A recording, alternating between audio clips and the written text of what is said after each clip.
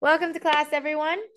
Today, what we're going to do, oh, by the way, I'm just totally wearing someone's costume right now, costume hat. What we're going to do today is we're going to start warming up in preparation for your quiz tomorrow. Tomorrow's quiz, I've been telling you multiple times that it's kind of a doozy of one. It's totally feasible, it's totally capable, but if you are not someone that studies, you really should study for this one. I am going to ask you on the quiz tomorrow to identify 3 types of reactions based on word problem reactant naming. Like I tell you the 2 reactants as a word problem. You then have to identify based off of those reactants, okay, what are the products? How do you know what the products are going to be? You have to figure out what type of reaction you're doing. Because if you can figure out the category of reaction, you can figure out the expected products, okay? How those reactants are going to interact. And then you're going to balance at the end. And then after doing that for 3 reactions for the quiz tomorrow, I am going to have you write a CER and tell me based off of certain observations in a made up lab, which one of those 3 reactions is the reaction. It's kind of like a who did it. Okay. But with a lot of chemistry and a little bit less murder. Okay. So, that's what your guys' quiz is tomorrow. Today, I'm going to do a couple warm-up problems, and then I'm going to have you do a short solubility lab for about 30 minutes, and then I'm going to teach you how to know when you get a solid ionic compound, okay? And that'll be your last lesson. And then when you come into class tomorrow, first of all, it's a shorter day because in spring 2023, it's pep rally day. So you'll get about 20 minutes to do some last-minute review. But then the quiz will take you the rest of the class period, okay? Don't forget to remind me at the end of class to share some extra resources if you need it. And I can upload it also on Canvas for extra practice. Okay. But that being said, let's start with the first one. So how would I say this as a word problem in a quiz? I would say that cobalt 2, this is the charge, 2 plus charge of that transition metal cobalt, hydroxide. You better know your polyatomics by tomorrow. Okay. Reacts with silver 1 bromide. How did I know that silver was a 1 charge? Because bromine is always a -1. So that means if I only needed 1 silver, that single silver atom carries a 1 plus charge. Okay. So this ends up being 2 plus 1 minus, 1 plus 1 minus. So immediately what you see here is you see 2 ionic compounds. That is your clue that this is a what type of reaction? Double displacement. And if I'm double displacement, that means I switch, okay, ions. So I'm going to switch my 2 cations. You can say it's the switching of the 2 anions. I don't really care how you look at it. Just switch one category, okay? And then I'm going to get silver hydroxide and cobalt bromide. Now, can I just leave it like that? Am I done? Are those the new compounds? No, what do I have to check for? Charge, balancing at the end, but first charge, subscripts. So I got to check for my charge canceling. Make sure I have the right subscripts. So I look at Ag, and Ag has a 1 plus charge, and hydroxide has a 1 minus charge. Do I need to add any small subscript numbers? No, it's a 1-to-1. It's perfect. Okay, cobalt has a 2 plus charge, but bromine has a 1 minus. So what does my actual cobalt bromide compound look like formula-wise? COBr2. Excellent. Now that I've made good compounds, now the last step I do is balance. Because I obviously see this is unbalanced right now. So I'm going to balance it. And I say, well, I have 1 cobalt in the beginning attached to 2 hydroxides. And the reason I can keep my polyatomic as 1 unit is because it's preserved from reactant to product. And then I also have 1 Ag attached to 1 bromine.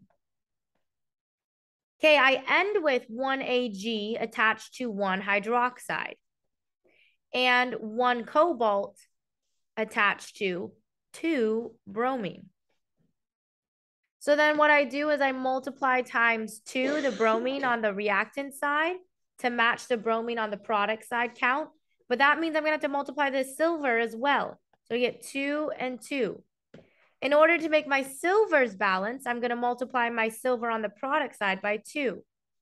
But that means I have to multiply my hydroxide on the product side by 2. So I get 2 and 2. And I look, and now everything's balanced. 1 cobalt on each side, 2 hydroxides on each side, 2 silvers on each side, and 2 bromines. So then I take my coefficients, which are my multiples, and I put them in front. So I say I have 1 cobalt hydroxide reacts with 2 silver bromides, silver 1 bromides, and produces 2 silver hydroxides and silver 1 hydroxides and 1 cobalt 2 bromide. Cobalt 2 as in 2, the charge, not the amount of atoms. Okay, now I'm going to ask you to also put in states of matter. Here's a little trick for how you know what states of matter. For pretty much any ionic compound, it's aqueous, unless specified otherwise. I'm going to teach you when to know it's a solid, okay, later today after lab. But for the most part, every ionic compound is what we call aqueous. It's dissolved in water. Remember, an aqueous compound or an aqueous solution is something dropped into water. So like your salt, your table salt, if you put it in water, like the ocean is aqueous. The ocean is aqueous salt, really diluted aqueous salt. Anytime water surrounding your compound, aqueous. Okay. I will teach you later how to know if this is a solid. Okay. When I teach you that, you will learn that this is actually solid silver hydroxide. But here you'd have to use a table to know that. You use your solubility table that I'm going to teach you at the end of class. Okay, so next problem. Strontium, Sr, sulfite, reacts with lithium chloride. That's what I would tell you is that strontium sulfite, which means, by the way, you'd have to know that that was a polyatomic, reacts with lithium chloride. And from that written statement, I would ask you to write that formula. Lithium is a column 1, so it's always going to take on a 1 plus charge. Chlorine is a column 17 or column 7 halogen. It's always going to take on a 1 minus. It's always going to want to gain 1 extra electron to become like the noble gas in front of it. Strontium is a column 2, so it's always going to take on a 2 plus charge. It's going to lose those 2 valence electrons in the highest energy level to become like the noble gas behind it. And then sulfite is a 2 minus charge simply from memorization. So what do? I have 2 ionic compounds. What is this type of reaction? Double displacement. Excellent. So it becomes strontium with chlorine and lithium with sulfite. Now, do I just leave it like that? What do I have to check for? Charge. If I'm working with any ionic compound, metal plus a non-metal or metal plus a polyatomic, you know you have to check for charge. So I'm going to check for charge. So strontium is a 2 plus, but chlorine is a 1 minus. So what's my actual chemical formula? Cl2. Excellent. What about lithium sulfite? Lithium's a 1 plus, but sulfite's a 2 minus. 2 lithiums bonded to 1 sulfite group. Excellent. So now what I do is now I balance these guys. Okay. So I say I start with 1 strontium attached to 1 sulfite and 1 lithium attached to 1 chlorine.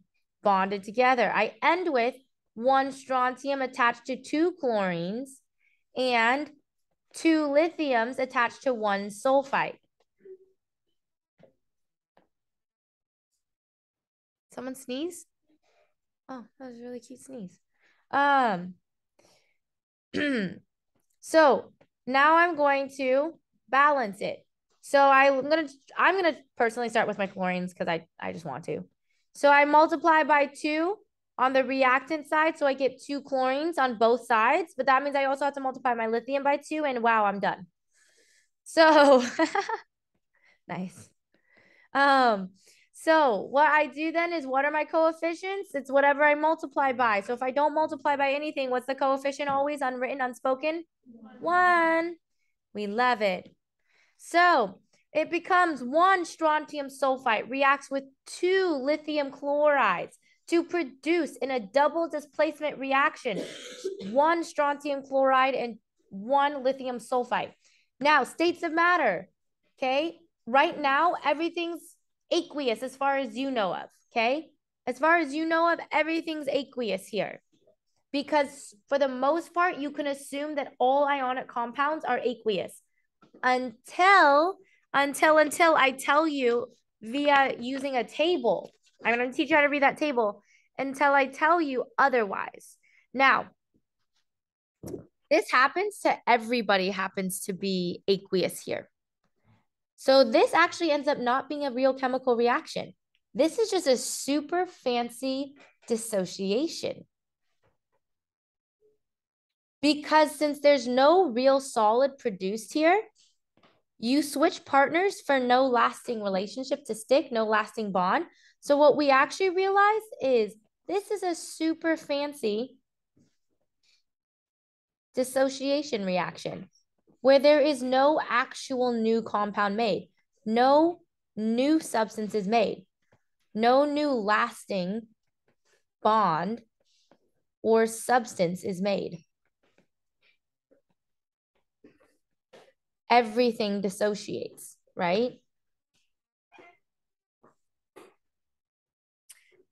On your quiz tomorrow, you will definitely have 1 precipitate. If I give you a double displacement, I'm going to make you use the table. Okay. So I'll tell you the table in a little bit. Okay. Speaking of dissociation, if I give you an ionic compound and I say it's aqueous by itself, or I put it's in water over the arrow, what type of physical reaction is this? Dissociation, which is basically a fancy way of saying dissolving an ionic compound. We fruit ninja the compound. We go slice. That's what we do when we dissociate. Dissociation is not your psychology term where you separate from like a traumatic experience. Here, you're literally separating from your ion, your other half in the ionic compound, which means, by the way, you always create a charged product. That's how you know this is not decomposition. Decomposition only produces neutral products. These produce neutral products, but these always produce charged products because you're literally thwacking the ion apart. Okay. And so what you say is then the products are 2 irons with a 1+ charge because I needed 2 irons to cancel out my sulfate group, which is a 2- charge, and 1 sulfate group that's a 2-. And we would say that they're both aqueous because they're both floating in water. They're just split ions in water. That's what dissociation is. It's an ionic compound literally dissolving in water. No new substance is made. We just split everybody up. It's a physical process. No actual chemical substance is made. Totally physical. Just like if I chopped you in half. Very physical. Yes. If it says aqueous or water above the arrow and it's alone. If I put aqueous in the beginning, but I have 2 ionic compounds, then I do the full double displacement. But if you have an ionic compound by itself and it's aqueous, you know it's dissociation. So if you have a lonely ionic compound in water. In water, you know it's dissociation. Lonely, right? Okay, are there any questions for me regarding this? This is kind of your warm-up. Yes. Both after after they're in water, they're still both aqueous.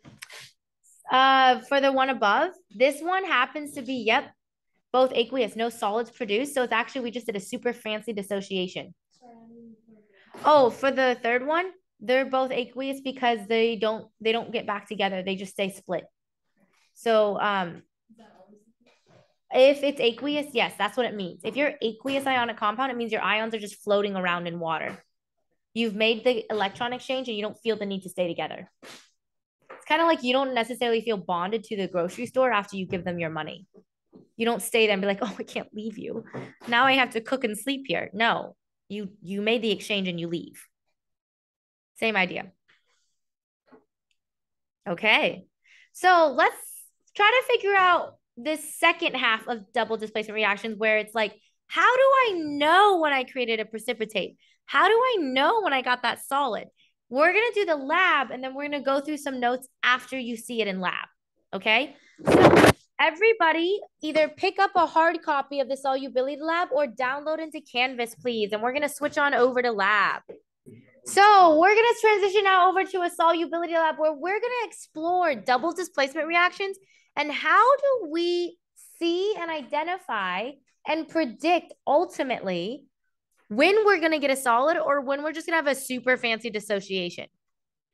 Double displacement reactions aren't chemical reactions unless they produce a solid. Otherwise, they're just a really fancy splitting of two compounds into four ions. Okay. So we're going to figure that out together and we're going to start with lab and then we're going to come back and do notes once we've seen it in lab. The biggest thing here that you should know of is one, you're going to hand this in. And I actually look at all of these. Me and my TAs do. But what we're going to do is you have 8 stations. It's going to be my series of 4 stations, that rotation set where I have like half of you rotate within 4, half of you rotate within 4. Okay. You're going to look at 4 different, actually you're going to look at 12, but you're looking at 4 stations. And at each station, you're going to look at 3 different reactions. Okay. 3 different combinations of 2 ionic compounds. And you're just going to add 2 drops into each compound, into each well. So for this lab, you're going to get a well and you're going to get a series of compounds, 4 compounds. Okay. Now on your table, this is how I arrange the compounds. What I do is I package one set of 4 together. So you're going to have like at this station, I am going to be testing copper sulfate. Oh my God. Copper sulfate with these 3 types of other ionic compounds. So I'm going to do a combo of this type. And then I'm going to do a combo like bingo of this, copper sulfate with iron chloride. And then I'm going to do a combo of cobalt chloride with copper sulfate. And what you do is in your wells, you're going to do 3 different combos in your wells. 1, 2, 3. All of them are going to have this species in it. And then you're going to add 2 drops of silver nitrate into the first well. You're going to add 2 drops of iron chloride. And I notice they have different charges. So you're going to want to look at the bottle. Iron chloride into the second well with copper sulfate in it. Then you're going to add cobalt chloride. Sounds crazy that I have to explain this to you. You don't know how many people messed it up last time. They like, what do I combine? I'm like, it's a freaking bingo game. Just X and Y, just boom, together. Okay. So you're going to each get 4 bottles. One of those bottles is this section that you're going to combine across and make 3 different combos with. Okay. So every station is technically 3 reactions, but with 1 common ionic compound that you test. All right.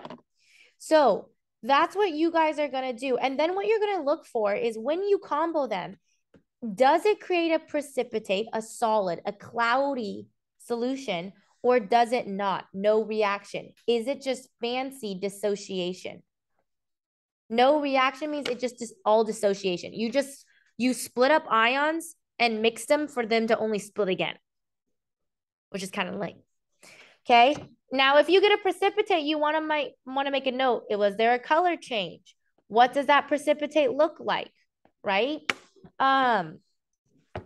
But you're going to have 8 reactions that produces precipitate out of the 12 combinations. It goes like this: A, B, C, D. Lab station 5 starts over the cycle: A, B, C, D at my station. Wherever you start, you're just going to rotate like normal, and you should end on the one that you're missing. Okay. You're going to want to look at the bottles. And if some of the labels are faded, just come and ask me and I can tell you what the bottle is. Okay. It's particularly, you want me to tell you, you want to make sure that you know if it's iron 2 chloride or iron 3 chloride, because that's going to change how you balance these reactions eventually. Right. But that's what you're going to do in lab. And then I'm going to teach you how to read this table and write these reactions. In honors, you're going to learn a second way of writing. Okay. But are there any questions regarding how to do this lab initially? You're just 2 drops. Lots of the bottles are droppers themselves. So you don't need a full dropper. Like you don't need a separate pipette. Lots of these, you just squeeze out 2 drops like an eye drop. Okay. Into the well. And then all you do for cleanup is you literally just rinse the thing with water, slap it a couple times to get out some of the water, and then leave it for the next group. Please make sure everything is relidded immediately after you do the drops, because I don't want you spilling the content.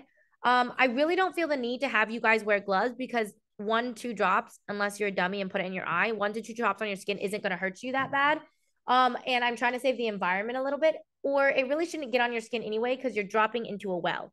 Last thing, when you do the droppers, please don't like put the tip of the bottle into the solution, because obviously that's contamination.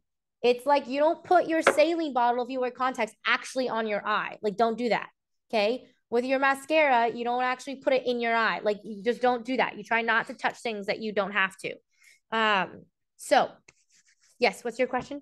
Is that a new honors video or is that just? That's a new honors video that's coming up. Tomorrow, but this also a reminder to watch the acid base honors video for tomorrow's quiz if you haven't. Yeah. It's kind of like a catch-all reminder. Honors. Pay attention. So if there are no more questions, what I do want you guys to do is everyone does need to wear goggles, but not everyone needs to wear gloves unless you're really concerned about it. Just go to a station with a group and just start. Each station should only take about 3 minutes because you're literally just dropping in things. Okay, good luck, you guys. All right, let's walk through this. Good job on the lab. It's pretty short, but it's kind of fun. It's like colorful and cute. There's some pretty cute Easter color stuff. But what I want you to do is I want you to shout out P or NR for each combo. So we're just going to go across right to left and down the column. So starting with sodium phosphate and silver nitrate. P. Starting with now with iron chloride, whichever version. P. Starting with cobalt chloride. Next one with sodium hydroxide and silver. Next one. No, it was a P. So can someone describe, did anyone write an observation about what it looked like? Yes. It was a brown orange, and I totally recognize it's a little hard because that was old iron chloride. So you might have gotten some iron chloride sediment just plain, but there was additional sediment that was formed. It got extra cloudy. So I totally recognize that one was a tricky one. Yes. Oh, no, I was going to explain color. Oh, yes. Cobalt chloride with sodium hydroxide. P. There was some sediment. It should have been, at least you should have observed. Here, color change was not enough. You had to look for the actual solid precipitate evidence through a cloudy nature. Okay. Sodium chloride and AgNO3. Okay, how about sodium chloride and iron chloride? How about the next one? Okay, how about copper sulfate and silver nitrate? What'd you get? Because it was white cloudy. Yeah, it's definitely a P. There's your 8. And then the rest should have been no reaction.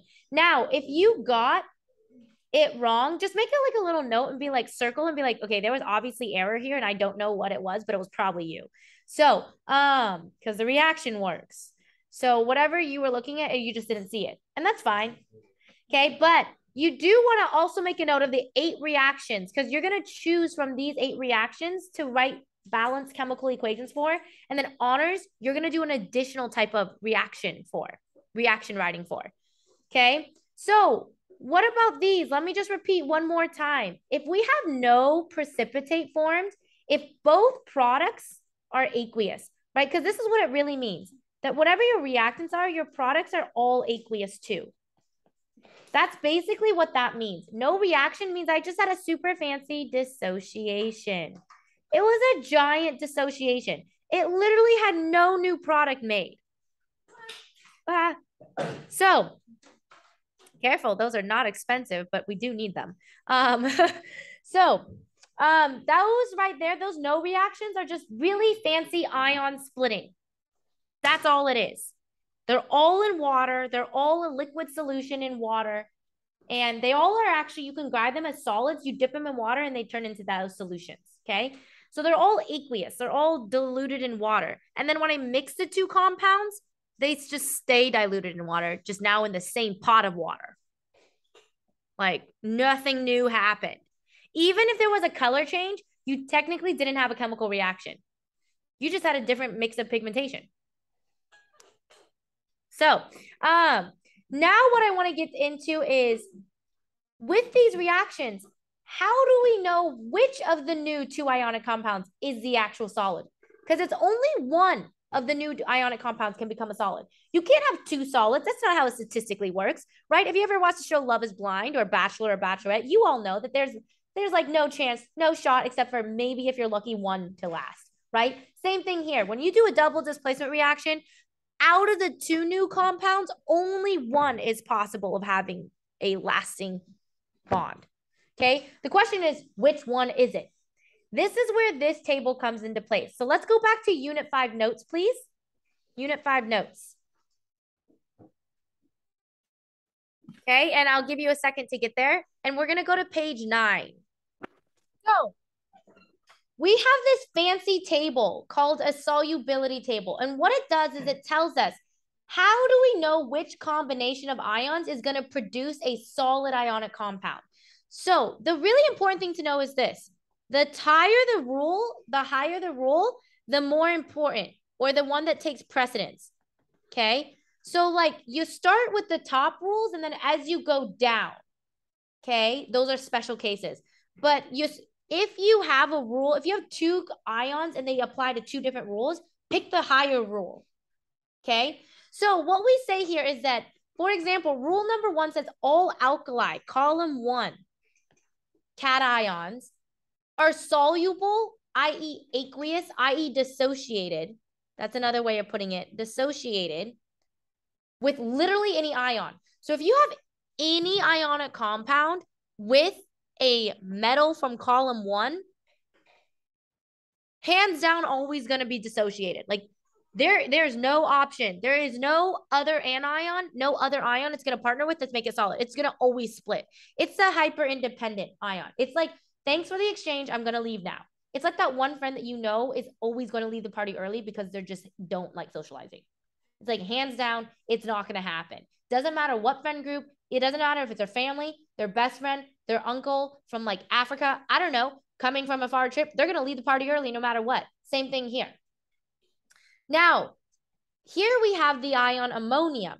And what we see in the table is that it is also always dissociated, always soluble, always not going to produce a lasting new compound that's solid with literally any anion, any negative. And same with nitrate. Nitrate's an anion that no matter what cation it's partnered with, no matter what positive it's partnered with, it's also never going to create a lasting bond. Okay, then we have the ones where we have exceptions. So for example, this is called acetate. This is acetate acetate polyatomic. And it says that it's dissociated with almost every cation except for if you have AgC2H3O2, this would be a solid. This would create a lasting compound. This would be an actual chemical reaction because you created something new that stayed, right? So rules in top rows are more important. The higher up, the more important, okay? So let's look at how we can use this table with a couple practice ones. And then I'm going to turn you over to your worksheet to work with some friends. Yes. No, I will give it to you. God, no. I'm not going to make you memorize this table. No, honors, you're just going to learn an extra step of reaction writing to represent and isolate the chemical reaction of the new compound. That's all you're going to do. So let's do this together. Page 10, practice. Here, I have AgNO3 and sodium chloride. Look at that. That's one of your reactions. Weird. And know what's funny? We said it creates a precipitate. Ha, ha, ha. You might want to star this as later for later. Okay, so AgNO3 reacts with NaCl. I have 2 ionic compounds. So obviously, this is going to be a double displacement as far as we know of. Right now, we're not assuming it's a fancy dissociation. We're also know that if I were to write out this full reaction, it would be everything aqueous, right? How do you know it all starts off as aqueous? You literally mix 2 liquid things together. That's how you know it was all aqueous. I didn't see one of you put some powder in there, okay? So everything, all ionic compounds start off aqueous unless determined otherwise. So I have my 2 cations are going to switch because I like to look at it as the 2 cation switching, the positives role switching. So I'm going to put Ag with Cl, and I'm going to put Na with NO3. Now, I look for charge canceling. So what I see is that every Ag is a 1 plus, every NO3 is a 1 minus, every sodium is a 1 plus, every chlorine is a 1 minus. So what do I notice? I don't have to change any of my subscripts. The charges naturally cancel because everything's a 1 to 1 to 1 to 1. So now that I've done that, now I look and I balance it. And I say, okay, I don't need to balance it. Everything's a 1 to 1 to 1. So that's really nice. Now what I need to figure out is my states of matter, right? These are called states of matter. And they matter because you want to know if you're going to get a solid, liquid, or gas, or if you're looking for a dissociated item, right? That matters to you if you're a chemist. You want to know, 1, am I going to breathe something in that's going to kill me? Okay, 2, am I going to have something in the air that's going to be completely combustible like gas? Or 3, do I need to have something that I need to filter out because it's a solid? Do I need to somehow filter out all the extra liquid and isolate that compound? Like states of matter matter, okay? So what we need to figure out though is which one of these new compounds is the solid? Because I know from my lab that I definitely got a precipitate. Like I got a chemical reaction here. That means I did actually get a reaction. Like there's some actual chemistry happening here. Which ionic compound is it? So if I look at my table, I know that rule number 1, okay, says that all alkali ions are soluble with literally any anion. So I look and I say, do I have an alkali? Yeah, I do. Rule number 1 says all alkali is column 1, sodium's in column 1, are soluble. They dissociate. So automatically, I know that this is the aqueous. This is actually the other compound that just breaks up. Okay. But I know from lab that there was a precipitate. So then what's the only other option for which ionic compound actually created the lasting bond? AgCl. This is our special one. This is, by the way, the actual chemistry. This was the actual chemistry. Right here. That's the actual chemistry because a new substance was made. I realize that does not look like the word chemistry right now, but it definitely is supposed to say that. Okay. That's the actual chemistry made because you got a lasting compound that didn't break up in water. So what you would put is a parenthesis solid to make it, okay, to show that this was the precipitate. How would I know that from my rules? What if I didn't give you a lab experiment? What if you just had to figure this out from the table? What I would see is anytime I see the AG, I see it here first in rule number 1, 2, 3, 4, 5. But it doesn't go, the anion Cl isn't mentioned. So I move on, not that rule. Then I move to the next rule. Where can I find Ag and Cl mentioned together? I see Ag here and Cl here, mentioned in rule number 6. That's the second quickest, soonest rule, where I see one of those ions mentioned from the same ionic compound. And I say, oh, anytime a halogen or a halide, a bonded halogen, like chlorine minus, is bonded to most cations, it's dissolvable, except for the specific transition metal, silver 1 positive charge. Well, what do I have in mind?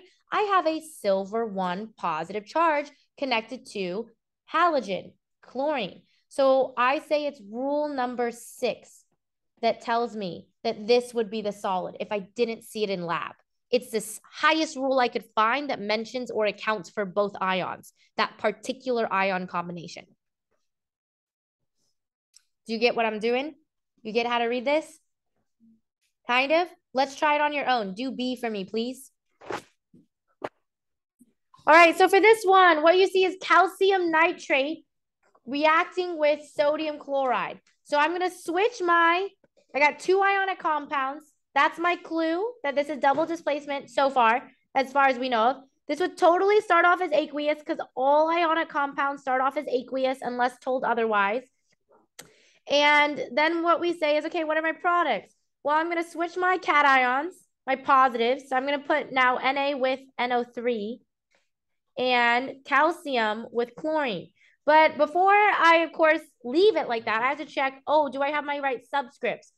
Na is always a 1 plus, nitrate's always a 1 minus. Calcium's a 2 plus, but chlorine's a 1 minus. So I'm going to need 2 chlorines. Now that I figured out my good compounds, now I decide, okay, balancing. Let's balance this sucker. So I'm going to say, well, I've got 2 chlorines on the product side and 2 nitrates on the and 2 nitrates on the reactant side. And I know those are the 2 main unbalanced ones. I'm not going to walk you through the balancing right now. I'm just going to tell you because you should be able to figure out. You're going to need 2 of these and 2 of these to be balanced. Okay. That's what I don't really feel like showing you how to balance right now. It's not priority because you should be fine by now. Okay. So that's your balanced chemical reaction. Now I got to figure out my states of matter. So I know that one of these is going to be a precipitate. How? Because I'm using this as an example. Okay. But let's start with rule number 1. Is there any ionic compound here that has an alkali group, has an alkali metal, column 1 metal? Is there any new compound that has an alkali? Carlos. Sodium nitrate. Excellent. Rule number 1 takes precedence. As soon as I see an alkali, I know this sucker's aqueous. Like I just, bam, done. There's no combo with that alkali metal. There's no combo with lithium, sodium, potassium, rubidium, or cesium that can ever produce a solid. That's the rules. That's how it works. So then that means if I'm going to get a precipitate, what must my precipitate be? CaCl2. But wait a second. Let's just double confirm that in the table. So I look for where is the closest place where I see Cl. I first see Cl mentioned here. But where do I see Ca mentioned?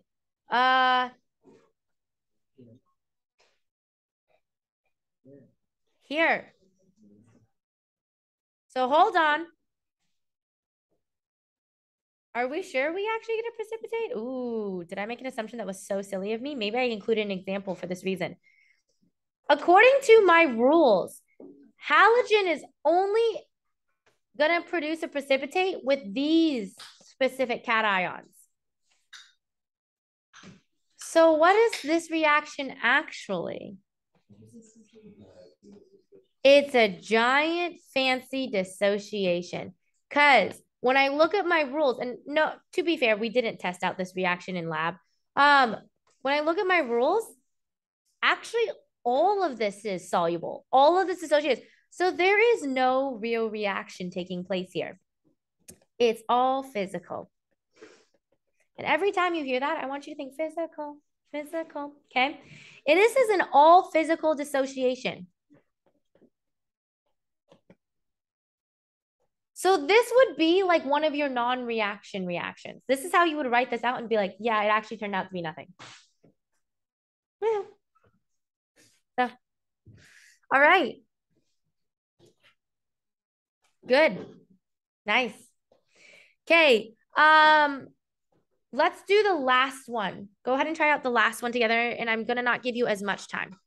Okay, so let's go through this one. What you should have gotten is at this point, finding the new compound should be easy. Barium sulfate combines with sodium chloride, and you need 2 of them. Okay, so that's the end of that. Nice and easy. You should have checked your charges. You should have made sure they canceled. You should have balanced. Okay, now that you're there, then you go to this and you say, okay, what are my states that matter? Well, everything starts off aqueous. But the question is, what ends? What do we end with? Well, immediately I see rule number 1, an alkali. So I'm going to know that this is aqueous. Now I look at, okay, barium sulfate. So I go up to my table. Where is the first place I see barium? Barium 2 plus right there. And it's combined with sulfate. And this rule reads that anything combined with most cations with sulfate are soluble, dissociated.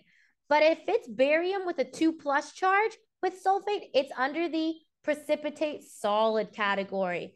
So we say then that barium sulfate is our solid.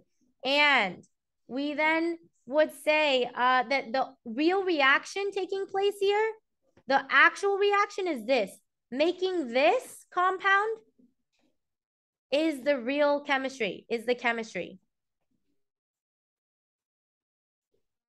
Okay, so that's that. So what's going to be your homework and what's going to be my expectation for you to be able to do tomorrow? Okay, my expectation for you tomorrow is to be able to do this, okay, where you can, 1, identify the type of reaction, double displacement, and 2, when I give you the table, you can identify which of the new compounds will be a solid. Okay. If it's not solid, what is it? What's the state of matter if it's not solid? Aqueous. Aqueous.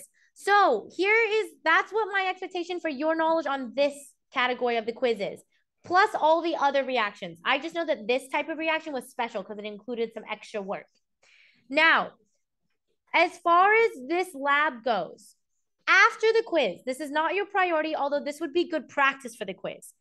After the quiz, you will be expected to write 3 out of the 8 reactions. You will be expected to write 3 balanced chemical reactions and turn it in.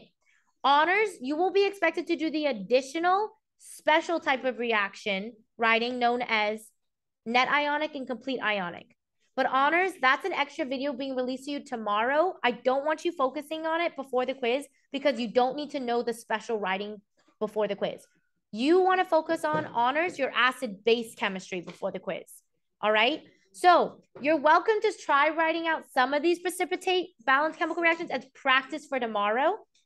You definitely want to do some of the practice slideshows and stations I uploaded on my agenda on the calendar for balancing, identifying, and a pre-quiz format. And you definitely want to make sure you know your polyatomics and the charges. All right. So that's what I have for you today. And really good job, you guys. That was really good work today.